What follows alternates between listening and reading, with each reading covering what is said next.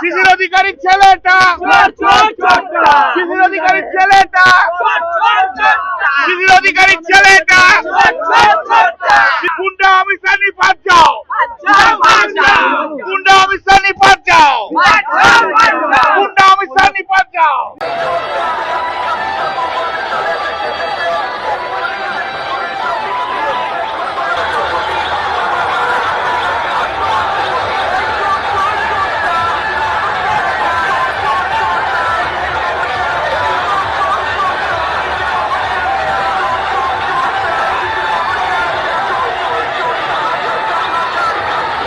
অসভ্য অশিক্ষিত ছোট লোক সব বিজেপিতে রয়েছে, মদখোর মালখোর মাগিবাজ সব বিজেপিতে রয়েছে।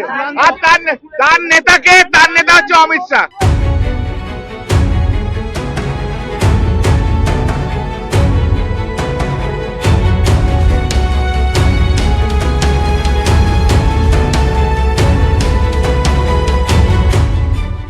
সেই ঘটনাকে নিঃসন্দেহে একজন তার মানে ডেপ্রিকেট করতে পারে, কিন্তু কোশ্চেন হচ্ছে পুলিশ কি করছিল, চিফ সেক্রেটারি কি করছিল, এসপি কি করছিল, ওসি কি করছিল? তাদের কাছে কোনো ইন্টেলিজেন্স নেই, কোনো খবর রাখে না। আর এরা কারা?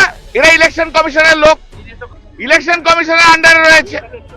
তাহলে ইলেকশন কমিশন একটা অপদার্থ ইলেকশন কমিশন রয়েছে, যার জন্য আজকে ল অ্যান্ড অর্ডার এই সিচুয়েশন হলো। এরা একবারে মানে বাজে লোক একটা election commission, chief election commissioner.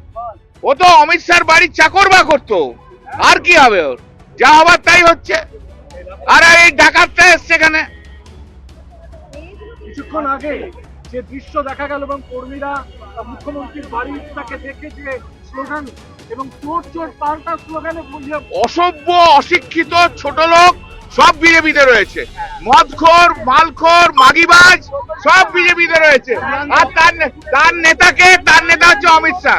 Amit Shah মানে যত অপদার্থ লোক থাকবে, অমিত শাহ মানে যত অশিক্ষিত লোক থাকবে, অমিত শাহ মানে যত মালখোর লোক থাকবে, অমিত শাহ মানে সব মহিলাবাজ থাকবে, অমিত শাহ মানে গাঁজাখোর লোক থাকবে, অমিত শাহ থাকলে কোনো ভদ্রলোক থাকে না।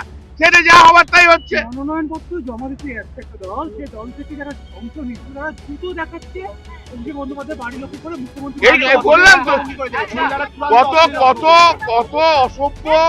কত অসভ্য হলে তবে না এরকম হয়। একটা অসভ্য লোক, অমিত শাহ তো নিজে একটা অসভ্য লোক, একটা গুন্ডা মাস্তান অশিক্ষিত অপদার্থ চোর জোচ্চোর মালখোর গাঁজাখোর সব বাগিবাজ ও সব অমিত শাহ।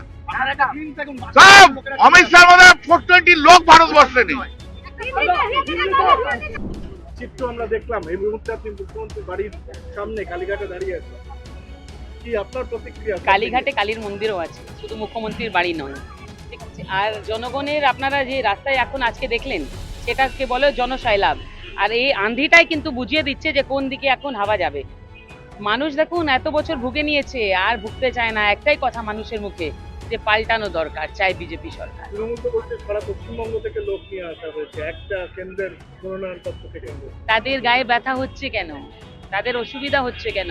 একটা কাজ করুন না, মমতা বন্দ্যোপাধ্যায়কে বলুন যে চারু মানে গোটা পশ্চিমবঙ্গ থেকে লোক নিয়ে আসবে। গোটা পশ্চিমবঙ্গতে মানুষ ওনাকে পছন্দ করছে।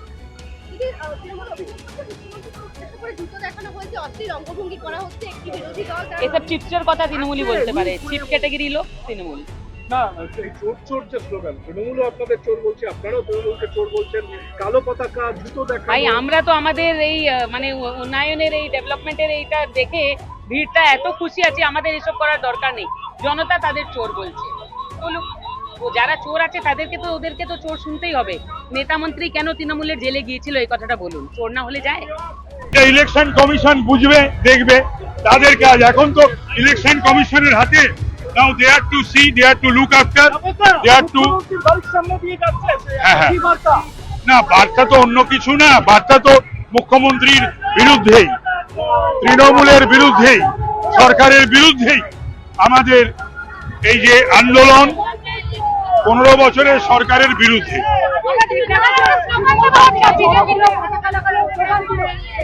না, সেটা ওরা জড়ো হতে পারে, পতাকা লাগাতে পারে, ওরা স্লোগানও দিতে পারে, কিন্তু না, সেটা ঠিক নয়। এই যে হাতাহাতি সবসময় যে একটা উদ্ধত্ত অহংকার, স্পর্ধা, দম্ভ, একটা মানে তৃণমূল ছাড়া আর কোনো রাজনৈতিক দল থাকবে না গণতান্ত্রিক বন্দোবস্তের ব্যবস্থায়, আমার মনে হয় সেটা ঠিক নয়।